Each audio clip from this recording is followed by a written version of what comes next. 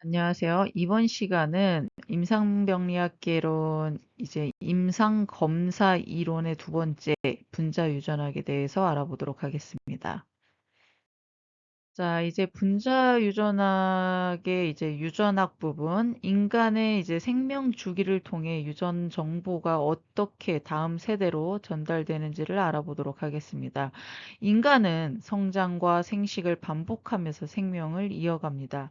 먼저 성장 과정에서는 체세포 분열이 일어나죠.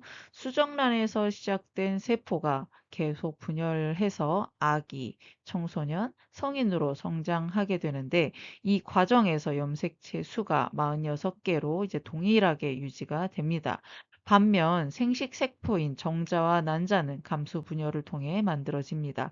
감수 분열이 일어나면 염색체 수가 절반인 23개로 줄어들게 되죠.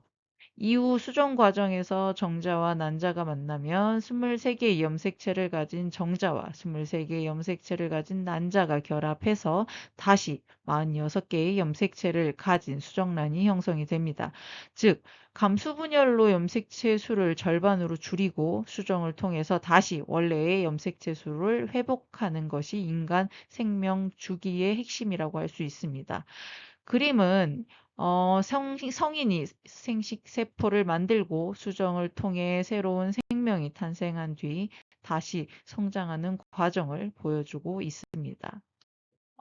유전학의 두 번째 체세포 분열에 대해 알아보도록 하겠습니다. 체세포 분열은 하나의 세포가 분열해서 부모 세포와 유전적으로 동일한 두 개의 딸 세포를 만드는 과정을 말합니다.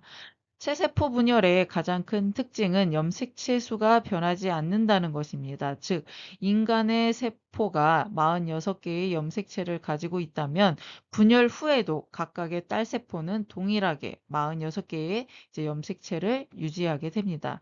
세포가 분열하기 전에 먼저 DNA를 복제하는 과정이 필요한데 세포 주기의 S기에서 DNA가 복제되어 동일한 유전 정보를 가진 자매 염색 분체가 형성이 됩니다.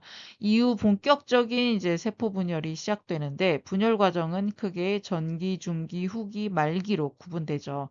전기에서는 염색체가 웅축되어 굵고 짧게 보이기 시작하고 핵막이 사라집니다.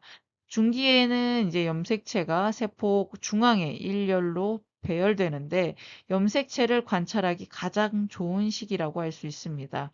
후기에서는 자매 염색 분체가 서로 분리되어 세포 양쪽 끝으로 이동을 하게 됩니다.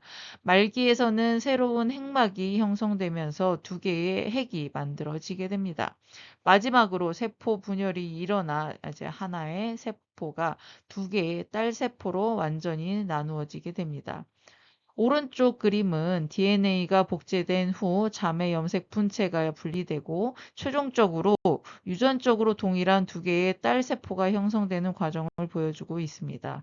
따라서 체세포 분열의 목적은 성장, 조직의 유지, 그리고 손상된 세포의 재생이라고 이해하시면 되겠습니다. 자, 이제 유전학의 세 번째 감수 분열에 대해 알아보도록 하겠습니다. 감수 분열은 생식세포인 정자와 난자를 만들기 위해 염색체 수를 절반으로 줄이는 과정을 말합니다. 체세포 분열이 EN계에서 EN계로 유지되는 과정이라면 감수 분열은 EN에서 N으로 감소하는 과정이라고 생각하시면 됩니다. 감수 분열은 두 번의 연속적인 분열로 진행이 되는데 먼저 제1 감수 분열에서는 상동 염색체가 서로 짝을 이루었다가 분리가 됩니다. 이 과정에서 중요한 현상이 바로 교차, 즉 크로싱 오버입니다. 상동 염색체 사이에서 유전 물질이 서로 교환되면서 새로운 유전자 조합이 만들어지고 이것이 유전적 다양성을 증가시키는 원인이 됩니다. 이후 제2 감수 분열에서는 복제되어 있던 자매 염색 분체가 서로 분리가 됩니다. 제2 감수 분열은 체세포 분열과 매우 유사한 과정으로 진행이 됩니다. 최종적으로는 하나의 부모 세포에서 4개의 딸 세포가 만들어지며 각각은 원래 염색체 수의 이제 N개의 염색체를 가지게 됩니다. 오른쪽 그림은 이제 제1 감수 분열과 제2 감수 분열이 순서대로 진행되면서 최종적으로 4개의 생식세포가 형성되는 과정을 보여주고 있습니다. 따라서 감수 분열의 이제 가장 중요한 의미는 염색체 수를 절반으로 줄이는 것과 유전적 다양성을 만들어내는 과정이라고 할 수 있습니다. 지금까지 이제 체세포 분열과 감수 분열을 이제 각각 살펴보았는데, 이번에는 이제 두 분열 과정을 이제 표로 비교하면서 살펴보도록 하겠습니다. 먼저 체세포 분열은 성장과 조직 재생을 위한 분열입니다. 반면에 감수 분열은 정자와 난자 같은 생식 세포를 이제 만들기 위한 분열이죠. 표를 보면 이제 가장 큰 차이점은 제1 감수 분열에 있습니다. 제1 감수 분열 전기에서는 상동 염색체가 서로 짝을 이루게 되는데 이를 접합이라고 합니다. 반면에 체세포 분열에서는 이러한 짝짓기가 일어나지 않습니다. 또한 감수 분열에서는 상동 염색체가 분리되면서 염색체 수가 절반으로 감소하지만 체세포 분열에서는 자매 염색 분체만 분리되기 때문에 염색체 수가 그대로 유지가 됩니다. 결과적으로 감소 분열은 하나의 세포로부터 유전적으로 서로 다른 4개의 생식세포를 만들고, 체세포 분열은 부모 세포와 동일한 2개의 딸 세포를 만들게 됩니다. 따라서 감수 분열은 유전적 다양성을 만들게 되는 과정이고요. 체세포 분열은 이제 유전 정보를 유지하면서 세포 수를 늘리는 과정이라고 이해하시면 되겠습니다. 자, 이제 유전학의 네 번째, 이번에는 감수 분열의 결과가 남성과 여성에서 어떻게 다른지를 알아보도록 하겠습니다. 먼저 정자 발생입니다. 정자 발생은 정소에서 일어나죠. 이제 하나의 정모세포가 감수 분열을 거쳐서 최종적으로 4개의 정자를 만들게 됩니다. 세포질이 비교적 균등하게 분배되기 때문에 만들어진 4개의 정자 모두 기능을 수행할 수 있습니다. 반면에 난자 발생은 난소에서 일어나죠.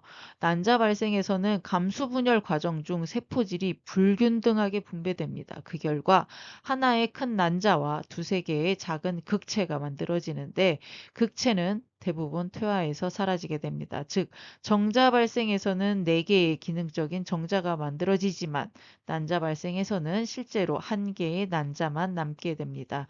또 하나의 특징은 난자의 경우 제2 감수 분열이 완전히 끝나기 위해서는 수정이 일어나야 한다는 점입니다. 오른쪽 그림을 보면 위쪽은 정자 발생 과정을 보여주고 있고요. 아래쪽은 난자 발생 과정을 나타내고 있습니다. 최종적으로 정자와 난자는 각각 23개의 염색체를 가지게 되며, 수정이 일어나면 다시 46개의 염색체를 가진 접합자가 형성이 됩니다. 이번에는 염색체 유전의 기본 개념인 핵형과 성결정에 대해 알아보도록 하겠습니다. 먼저 핵형이란 세포 분열 시 관찰되는 염색체를 크기와 모양에 따라 정리해서 배열한 것을 말합니다. 핵형 검사를 통해 염색체의 수나 구조에 이상이 있는지를 확인할 수 있는데, 정상적인 사람의 염색체는 총 이제 46개로 구성되어 있죠. 이 중 44개가 상염색체이고 나머지 2개가 성염색체입니다. 상염색체는 남성과 여성 모두 동일하지만 성염색체는 성별에 따라서 여성은 XX, 남성은 XY의 성염색체를 가지고 있습니다.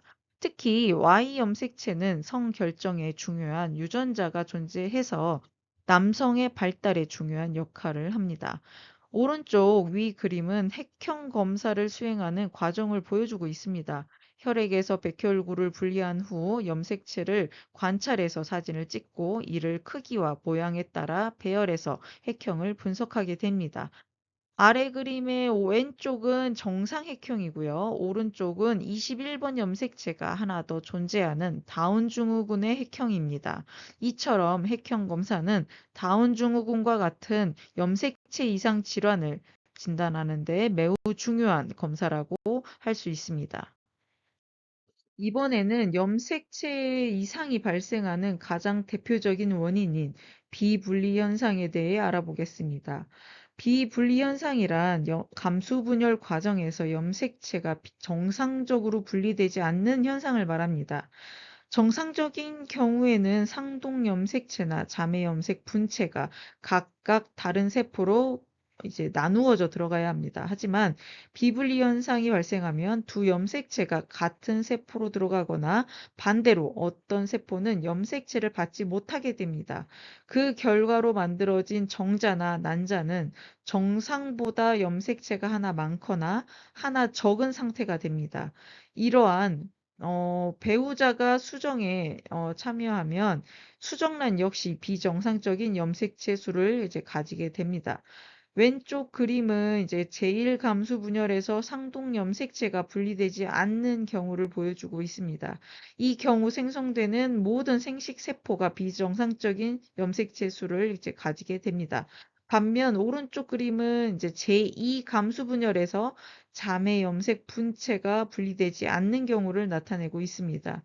이 경우에는 일부 생식 세포는 정상이고 일부만 비정상적인 염색체 수를 가지게 됩니다. 비분리 현상은 다운 증후군과 같은 염색체 이상 질환의 주요 원인으로 알려져 있습니다. 따라서 염색체가 정확하게 분리되는 과정은 정상적인 발생에 매우 중요하다고 할 수 있습니다. 이번에는 염색체 수나 구조에 이상이 생겼을 때 발생하는 대표적인 유전 질환을 알아보도록 하겠습니다. 먼저 다운 증후군입니다.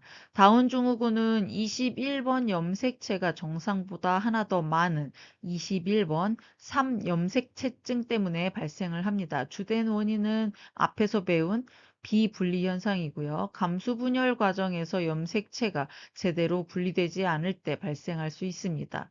다운 증후군 환자들은 이제 특징이 둥근 얼굴, 낮은 콧대, 짧은 손가락 등의 특징을 보일 수 있고요. 발달 지연이 나타날 수 있습니다. 또한 산모의 연령이 증가할수록 발생 위험이 높아지는 것으로 알려져 있습니다. 다음은 고양이 울음 증후군입니다. 이 질환은 5번 염색체의 일부가 결실되어 발생합니다.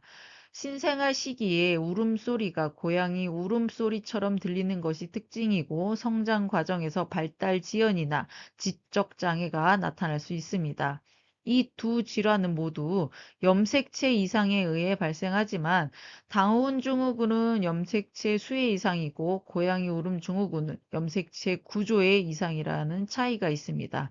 따라서 염색체 이상은 단순히 개수가 달라지는 경우뿐만 아니라 일부가 없어지거나 위치가 바뀌는 경우에도 발생할 수 있다는 점을 기억하시면 되겠습니다. 이번에는 성염색체 이상이 생겨 발생하는 대표적인 질환에 대해 살펴보도록 하겠습니다. 성염색체 이상은 대부분 감수분열 과정의 비분리 현상으로 인해 발생을 합니다. 먼저 터너 증후군입니다. 터너 증후군은 여성에게 나타나죠. 정상적인 XX 대신 X 염색체가 하나만 존재하는 X5형을 갖습니다. 주요 특징으로는 작은 키와 성적 발달의 지연이 나타날 수 있습니다. 다음은 클라인펠터 증후군입니다. 이 질환은 남성에게 나타나며 정상적인 XY 대신 XXY와 같이 X 염색체가 하나 더 존재합니다. 일반적으로 키가 크고요. 고환 발달이 미흡하거나 남성 호르몬 생성이 이제 감소할 수 있습니다. 또 다른 예로 다수 X 증후군이 있습니다. 이는 여성에서 X 염색체가 3개 이상 존재하는 경우를 말합니다. 그리고 야콥 증후군은 남성의 성 염색체가 XYY인 경우를 이제 의미를 합니다. 마지막으로 취약 X 증후군은 X 염색체의 특정 부위에 이상이 생겨 발생하는 질환입니다. 이 질환은 유전성 지적 장애의 대표적인 원인 중 하나로 알려져 있습니다. 언어 발달 지연이나 학습 장애가 나타날 수 있습니다. 오른쪽 사진은 터너 증후군과 클라인펠터 증후군 환자의 특징적인 이제 외형을 보여주는 예시의 사진입니다. 물론 모든 환자가 동일한 특징을 보이는 것은 아니고 증상의 정도는 개인마다 차이가 있을 수 있습니다. 이번에는 유전학에서 가장 자주 사용되는 핵심 용어들을 정리해 보겠습니다. 먼저 대립유전자 원리입니다. 대립유전자는 이제 같은 형질을 결정하지만 형태가 서로 다른 유전자를 의미합니다. 예를 들어서 눈꺼풀의 이제 쌍꺼풀 유무나 귓볼의 형태를 결정하는 유전자가 이에 해당될 수 있습니다. 대립 유전자에는 이제 우성 대립 유전자와 열성 대립 유전자가 있습니다. 우성 유전자는 이제 보통 대문자로 표시하고요. 하나만 있어도 형질이 나타납니다. 반면에 열성 유전자는 소문자로 표시하고 두 개 모두 열성일 때만 형질이 나타납니다. 다음은 유전자형 지노타입입니다. 유전자형은 이제 개체가 가지고 있는 유전자의 조합을 의미합니다. 예를 들어서 이제 대문자 이, 대문자 이, 또는 이제 대문자 이, 소문자 이, 그리고 소문자 이, 소문자 이와 같이 문자로 표현할 수 있습니다. 유전자형 중 이제 대립 유전자와 같은 경우를 이제 동형접합자, 이제 호모자이거스라고 합니다. 예를 들어서 대문자 이, 대문자 이 또는 소문자 이, 소문자 이가 여기에 해당되고요. 반대로 대립 유전자가 서로 다른 경우는 이제 이형접합자, 헤테로자이거스라고 하죠. 대문자 이, 소문자 이가 이제 대표적인 예입니다. 마지막으로 표현형, 피노타입입니다. 표현형은 유전자형의 결과로 실제 겉으로 나타나는 특징을 의미합니다. 예를 들어서 쌍꺼풀이 있는지 없는지, 귓볼이 붙어 있는지 떨어져 있는지와 같은 특징들이 표현형에 해당됩니다. 즉, 유전자형은 유전자의 조합이고요. 표현형은 겉으로 나타나는 특징이라고 이해하시면 됩니다. 이번에는 부모의 유전자형을 이용해서 자손의 형질이 어떻게 유전되는지를 알아보도록 하겠습니다. 감수분열이 일어나면 배우자인 정자와 난자에는 대립 유전자 중 하나만 전달이 됩니다. 이때 부모의 유전자형을 이제 바탕으로 자손의 유전자형과 표현형을 이제 예측하는 방법으로 퍼넷 사각형, 이제 퍼넷 스퀘어라고 합니다. 예를 들어서 부모가 모두 이형접합자인 이제 대문자 2, 소문자 2, 대문자 2, 소문자 2인 경우를 이제 생각해 보겠습니다. 자손의 유전자형은 대문자 2, 대문자 2, 그리고 대문자 2, 소문자 2, 대문자 2, 소문자 2, 소문자 2, 소문자 2가 이제 가능합니다. 표현형은 이제 우성이 3, 열성이 1의 비율로 나타나죠. 즉, 우성 형질이 나타날 확률은 75%가 됩니다. 또 다른 예로 이제 대문자 2, 소문자 2와 소문자 2, 소문자 2를 교배하면 우성과 열성이 이제 각각 절반씩 나타나므로 표현형의 비율은 1대1이고 이제 즉 우성 형질이 이제 나타날 확률이 50%입니다. 이처럼 이제 퍼넷 스퀘어는 이제 유전 확률을 예측하는 가장 기본적인 도구라고 할 수 있습니다. 다음은 가계도 분석입니다. 가계도는 가족 구성원들의 이제 질병 발생 양상을 통해 이제 유전 방식을 분석하는 방법입니다. 먼저 상염색체 열성 유전은 부모가 정상처럼 보여도 자녀에게 질환이 나타날 수 있습니다. 왜냐하면 부모가 질병 유전자를 하나씩 이제 가지고 있는 이제 보인자일 수 있기 때문입니다. 반면 상염색체 이제 우성 유전은 일반적으로 이제 부모 중 한 명이 환자이면 이제 자녀에게도 질환이 전달될 가능성이 높습니다.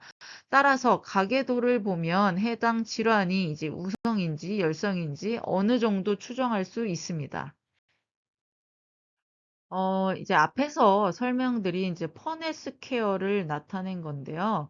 왼쪽은 이형접합과 이형접합이 이제 교배됐을 경우를 이제 나타낸 겁니다. 그래서 정자의 이형접합, 난자의 이형접합이 이제 만나서 이제 우성인 대문자 2, 대문자 2가 되고 여기는 대문자 2와 소문자 2로 해서 대문자 2를 갖기 때문에 우성으로 나타나고요. 여기는 이제 정자의 대문자 2와 난자의 소문자 2가 만나서 이제 우성이 됐죠. 그리고 여기는 이제 소문자 2, 정자의 소문자 2와 난자의 소문자 2가 만나서 이제 열성으로 나타납니다. 그래서 유전자의 이제 비율은 이제 대문자 이가 이제 1, 대문자 소문자 2가 2개, 그리고 소문자 소문자 2가 1개. 그래서 1대 2대 1이 되고요. 표현형의 비율은 우성이 이제 3개죠. 우성이 3개고 열성이 1개이기 때문에 이제 3대 1의 비율로 나타납니다. 그래서 이제 우성 형질이 나타날 확률은 이제 75%죠.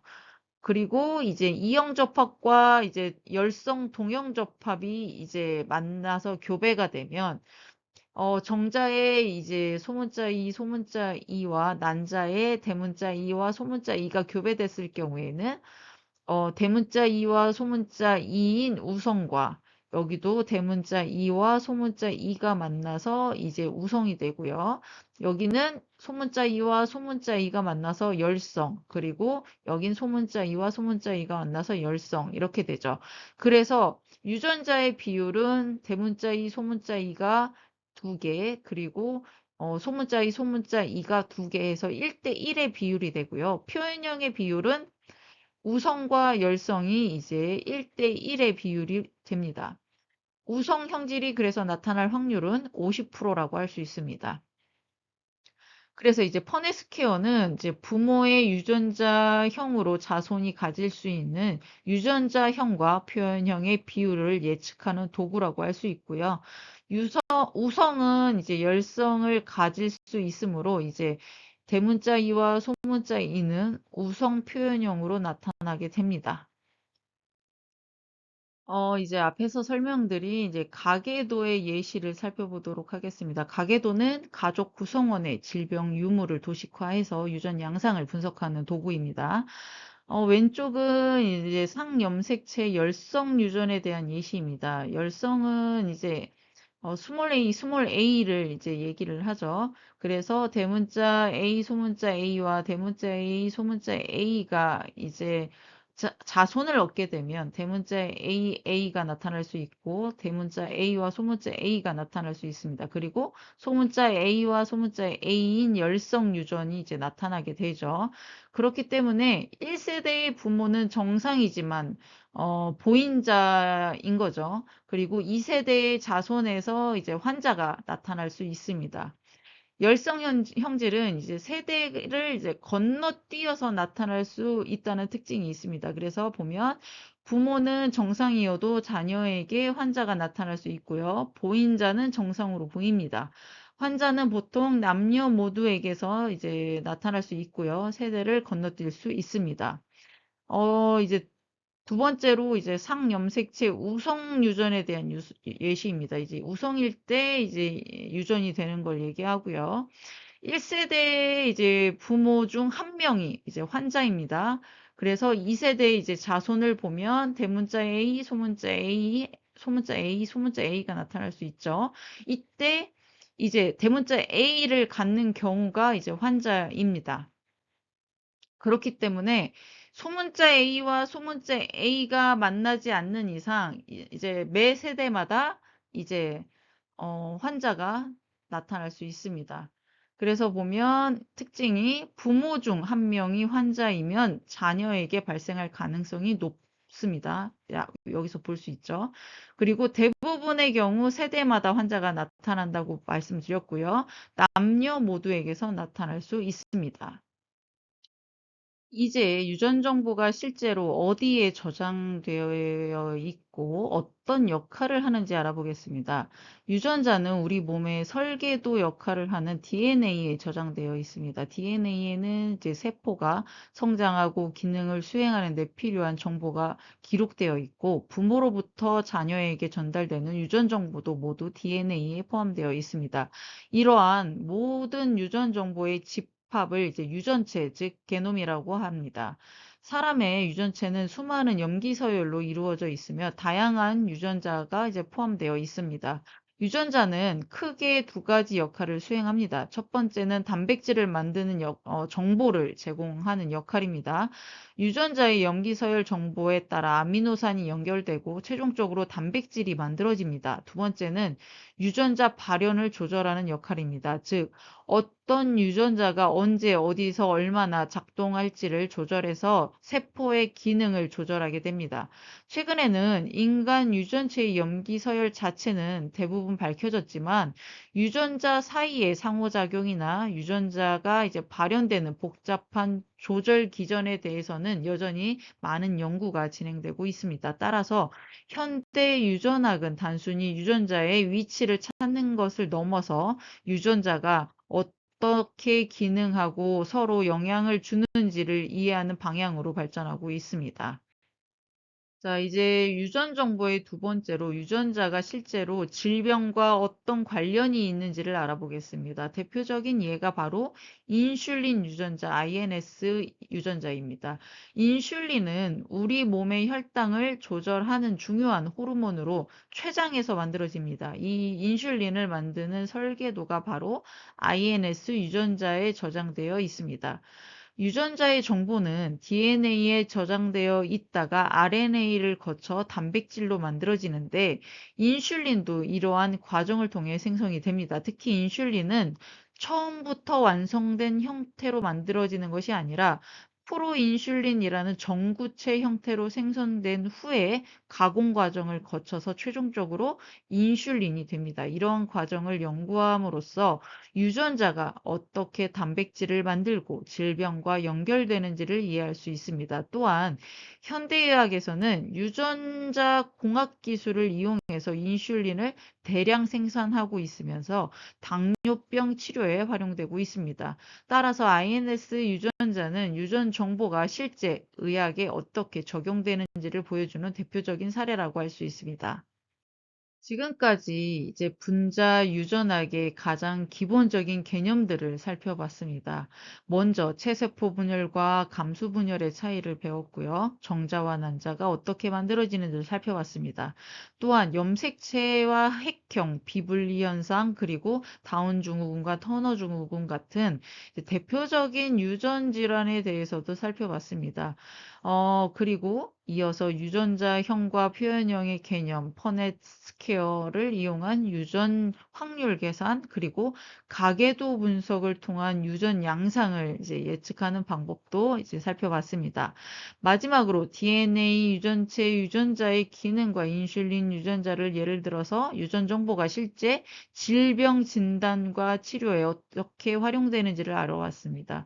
우리가 배운 내용은 앞으로 배우게 될 분자 진단, 유전자 검사, 유전체 분석의 기초가 되는 매우 중요한 내용입니다. 특히 임상병리사로서 유전자 검사 결과를 이해하고 해석하기 위해서는 오늘 학습한 이제 기본 개념들을 반드시 숙지해야 됩니다.